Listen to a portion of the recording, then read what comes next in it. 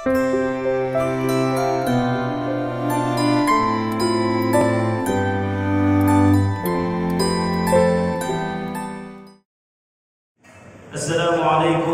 warahmatullahi wabarakatuh.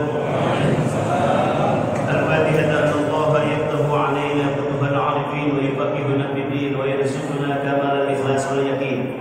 Wa inna Allah yaghfiru dhunubana wa yastur 'uyubana wa yashfi amradana wa yubarik fi arzaqina wa yutul fi a'malina ila hadratin nabi Muhammadin Mustafa Rasulullah sallallahu alaihi wa alihi wasallam. Wa ila arwah abaihi wa ikhwanihi min al-anbiya'i wal mursalin wa alihi minhum wa sahabati ajma'in. Wa ila arwah abaina wa ummahatina wa ajdadina wa jaddatina wa syekhina wa mu'allimina wa dalil huquqi alaina ajma'in, khususan jamaah al-BM wa usulihim wa qulihim anna Allah yaghfir lahum syirrillahi lahum al-Fatihah. A'udzu billahi minasy syaithanir rajim. Bismillahirrahmanirrahim.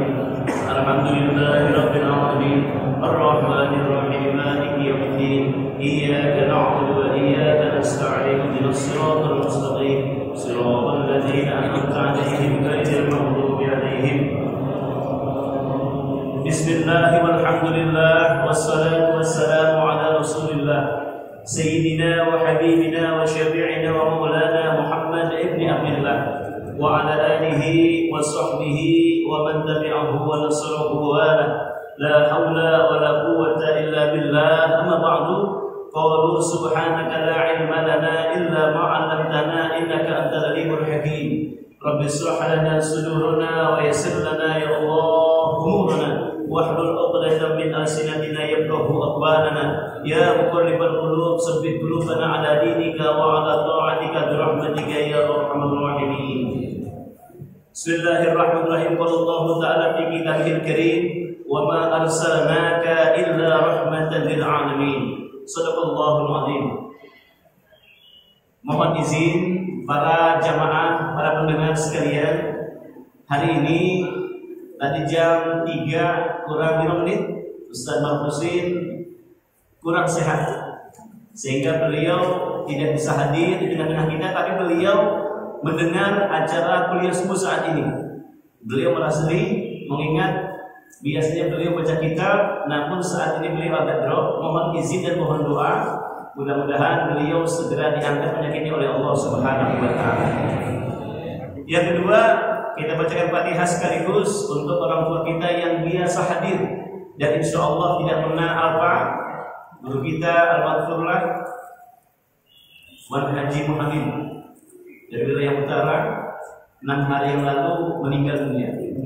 Inna lillahi wa inna ilaihi. Sengaja tadi anaknya Ustaz Khalil, saya suruh ke depan, yang di pojok itu anaknya menggantikan beliau. Beliau insya Allah istiqomah dan sakitnya nggak lama, ya sakitnya nggak lama. Mudah-mudahan walaupun beliau sudah tidak mengaji lagi, artinya sudah tidak hadir lagi, insya Allah pahalanya terus mengalir untuk beliau. Amin ya Allah ya Rabbal alamin. Sebagai pengganti jemaah sekalian, mari bergantian ila hadratin Nabi Al-Fatihah. A'udzu billahi minasyaitonir rajim. Bismillahirrahmanirrahim. Alhamdulillahirabbil alamin arrahmanir rahim maliki yaumiddin. Iyyaka na'budu wa iyyaka nasta'in. Ihdinas siratal mustaqim. Siratal ladzina an'amta 'alaihim ghairil maghdubi 'alaihim waladdallin. Sebagai pengganti bukan baca kitab barangkali, agar kegiatan beliau sudah ada baca kitab dan juga tausiahnya jemaah sekalian. Saya bacakan sebuah ayat Al-Quran. Bismillahirrahmanirrahim. Wa ma arsalnaka illa rahmatan lil alamin. Ayat ini terdapat dalam Quran surah Al-Anbiya ayat 107. Kata Allah Subhanahu wa taala, "Wa ma arsalnaka illa rahmatan lil alamin." Tidaklah kami mengutus engkau wahai Muhammad kecuali rahmatan lil alamin, rahmat bagi alam semesta. Bicara rahmat dari Allah Subhanahu wa taala, ternyata ulama kita mencontohkan jemaah sekalian bahwa sesungguhnya rahmat yang Allah berikan, rahmat yang disampaikan Rasulullah kepada alam ada 3 hal. Saya ulangi, Kata Allah, "Wa ma arsalnaka illa rahmatan lil alamin." Kata Allah, tidaklah kami utus engkau wahai Muhammad kecuali rahmat bagi alam semesta. Contohnya mana? Gitu maksudnya. Kalau seandainya Rasulullah Muhammad itu rahmat bagi alam semesta, contohnya ada 3 ya sekalian. Yang pertama, bahwa Rasulullah rahmat buat alam semesta. Rasulullah banyak menemukan orang-orang munafik di saat sana, di kafir Quraisy. Bentuk rahmatnya apa? Beliau tidak pernah menyakiti, beliau tidak pernah melukai, beliau tidak pernah membunuh yang namanya orang-orang munafik. Ini rahmat dari Rasulullah buat alam semesta. Ustaz, bagaimana cara melihat perbedaan antara orang beriman dan orang-orang munafik? Begini. Ada sahabatnya yang bernama Huzaifah al-Yaman. Saya ulangi. Sahabatnya Huzaifah al-Yaman. Beliau ini mendapatkan karunia dari Allah, bisa melihat siapa-siapa yang munafik, siapa-siapa yang beriman. Huzaifah al-Yaman, sahabat Rasulullah. Sampai-sampai sahabat Rasulullah yang bernama Umar bin Khattab, beliau nanya sama Huzaifah al-Yaman, "Wahai Huzaifah, apakah saya termasuk orang munafik?" Kata siapa? Umar bin Khattab. Saking Umar ini kehati-hatiannya jamaah sekalian, Huzaifah ngomong sama siapa? Umar. "Wahai Umar bin Khattab, engkau termasuk bukan orang munafik." Tuh. Lebih jelas lagi ketika sholat jenazah. Anggap ini masjid yang megahnya luar biasa nih jamaah sekalian ini, Insya Allah. Ini kalau melihat masjid ini, Masya Allah, lihat aja kubahnya atasnya. Mantap banget, luar biasa. Itu belakang saya nih. Ini bukan cat ini, asli ini. Ya, bisa selamat, bisa banget dari bikin ini ya. Mudah-mudahan berkah insya Allah. Kalau seandainya ada pelaksanaan sholat jenazah, lalu ada Huzaifah al-Yaman, berarti dipastikan bahwa jenazah itu bukan orang munafik, gitu maksudnya. Paham? Jadi kalau lagi ada sholat jenazah bersama Rasulullah, kemudian ada Huzaifah nih, Umar buru-buru ikut sholat jenazah. Kenapa? Dipastikan itu yang disolatkan bukan orang munafik. Itulah kelebihan Huzaifah al-Yaman. Walaupun beliau bukan nabi, tapi diberikan kedudukan oleh Allah Subhanahu wa taala, bisa melihat mana-mana orang munafik, mana-mana orang yang beriman. Nah, bentuk rahmat dari Rasulullah kepada orang munafik, beliau tidak pernah yang namanya menyakiti, melukai, bahkan membunuh orang munafik. Ini rahmat dari Allah Subhanahu wa taala. Yang pertama. Yang kedua, jamaah sekalian, kepada orang kafir.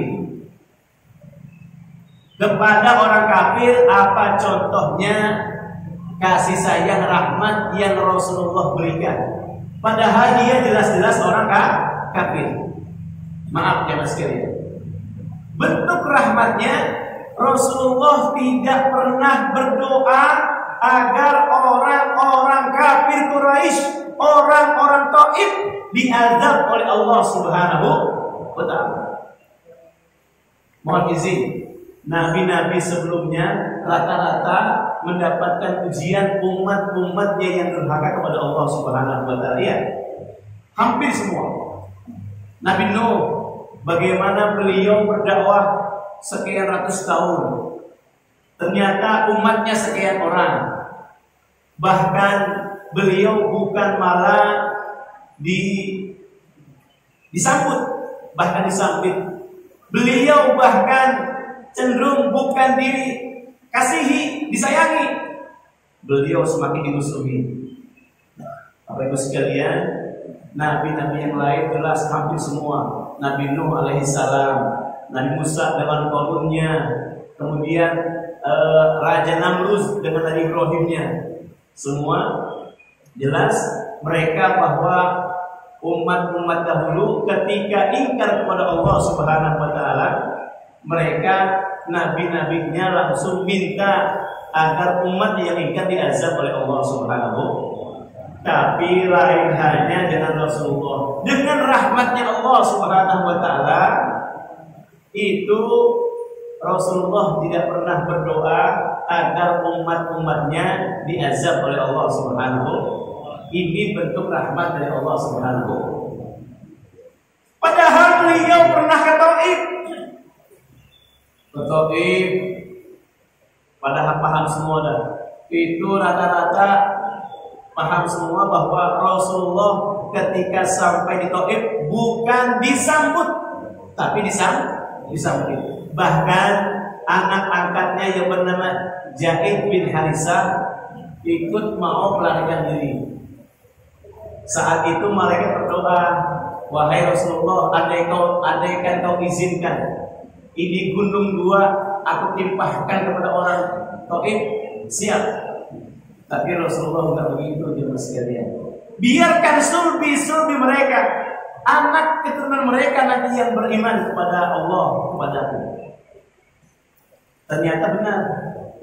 80 hari sebelum Rasulullah SAW wafat, setelah turunnya wahyu terakhir, al-yauma akmaltu lakum dinakum wa atmamtu alaikum nikmati wa raditu lakumul Islam madina, orang-orang Taif berduyun-duyun, cucu keturunan mereka yang pernah menyambut Rasulullah kemudian beriman kepada Allah Subhanahu wa taala. Yang kedua, contoh bahwa Rasulullah memberikan rahmat buat alam semesta. Tadi yang pertama, sama orang munafik dia tidak menyakiti, jemaah sekalian. Yang kedua, sama orang kafir tidak pernah minta agar Allah berikan azab kepada mereka, padahal mereka menyakiti. Contoh yang ketiga, kepada hewan. Rasulullah kepada hewan luar biasa. Sampai suatu hari di Madinah, di kebun kurma, jamaah sekalian, ada onta yang sedang, kalau bahasa kita mah sedang gelutuk, jamaah sekalian. Gelutuk kan? Dia merasa dikasih makannya jarang, tapi kerjaannya terus-terusan nih. Siapa? Onta, jamaah sekalian. Di pojokan pohon kurma, dia lagi geriang, enggak? Geriang tuh, sambil dia gelutuk begitu. Rasulullah itu nyamperin onta. Atas mukjizat Allah Subhanahu wa taala, dia dialog. Wahai onta, ada apa?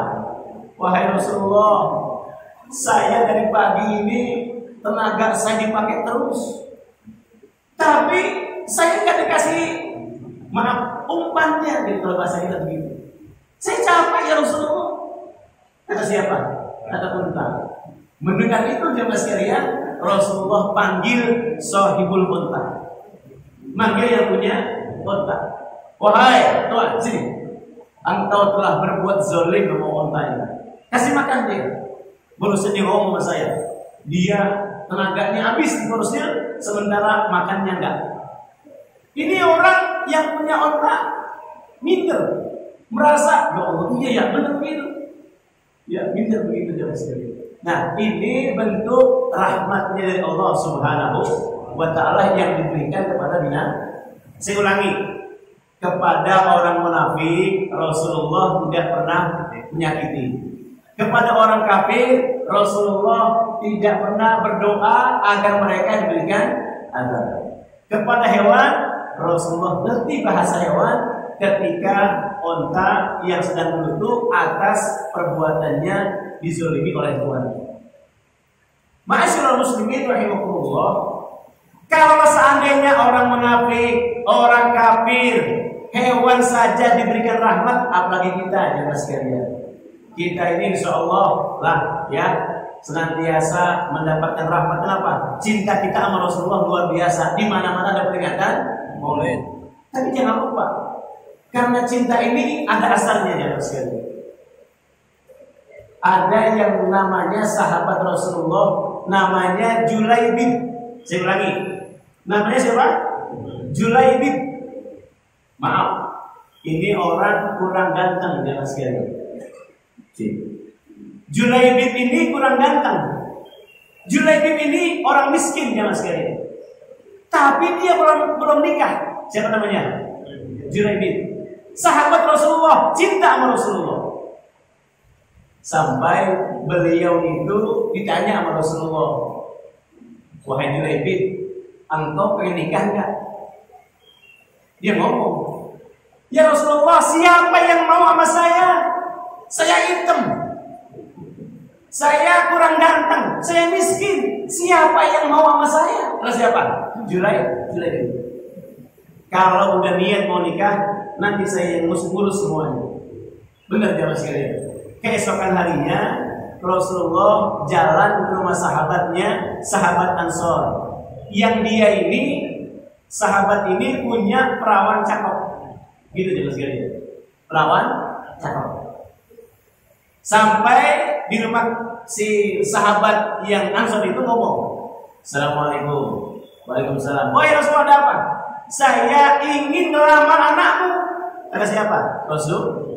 Mendengar itu, ini sahabat Ansor langsung terima. Saya terima ya Rasulullah. Kata siapa? Sahabat Ansor. Tapi apa? Bukan buat saya. Loh, buat siapa ya Rasulullah? Buat Julaibib. Orang-orang Quraisy Mekah tahu banget siapa yang namanya Julaibib. Udah miskin, hitam, jelek. Ini yang tersinggung ya. Ini Julaibib ini yang ya. Kata ketua rumah sahabat Ansor, ya Rasulullah, nggak jadi. Ditolak. Tapi gini ya Rasulullah, saya konsultasi dulu sama istri saya, biar nanti nggak salah paham nih. Oke. Dia masuk ke dalam, dia masuk sekalian. Bu, kata Rasulullah, ada apa? Dia mau melamar. Terima wahai ya. Sama, terima katanya. Tapi bukan buat Rasulullah. Buat siapa? Julaibib. Jangan. Sama. Suaminya nolak, istrinya juga nolak. Mendengar dialog antara bapak ibunya terkait hal ihwal penjodohan antara Julaibib dengan anaknya yang di kamar dengar jamaah sekalian. Dia keluar itu dari pintu. Wahai bapak ibu, kalau kau restui, saya siap nikah dengan Julaibib. Subhanallah. Karena ini perintah Rasulullah, saya tahu Rasulullah yang melamar anak saya, yang melamar saya atas untuk Julaibib, saya terima. Jadi ini Julaibib sangat cinta sama Rasulullah. Anaknya sahabat Ansor juga cinta sama Rasulullah. Ini orang tua, ibu bapak nggak ada nyerah ke jalan sekalian. Kenapa? Dia mau dibocah. Rasulullah yang melangsungkan akad nikah antara Julaibib dengan anak sahabat Ansor yang perawan ini. Singkat cerita, habis nikah 2 bulan jamaah sekalian, ada panggilan jihad berperang. Panggilan jihad berperang. Julaibib orang yang pertama siap ke medan perang. Julaibib sahabat Rasulullah. Ya Allah, yang terjadi qadarullah SWT. Ketika perang terjadi, sahabat-sahabat banyak yang gugur dalam medan perang, termasuk Julaibib. Inna lillahi wa inna ilaihi raji'un. Ketika mendengar itu, Rasulullah langsung memeluk Julaibib, dan Rasul juga yang melangsungkan pemakaman Julaibib, sahabat Rasulullah. Mulia beliau. Tinggalkan semua. Apa yang terjadi jamaah sekalian? 6 bulan setelah suaminya ini perawan tadi yang meninggal dunia, ini perempuan yang tadi tinggal oleh Julaibib, luar biasa, menjadi orang kaya kedua di Madinah. Subhanallah.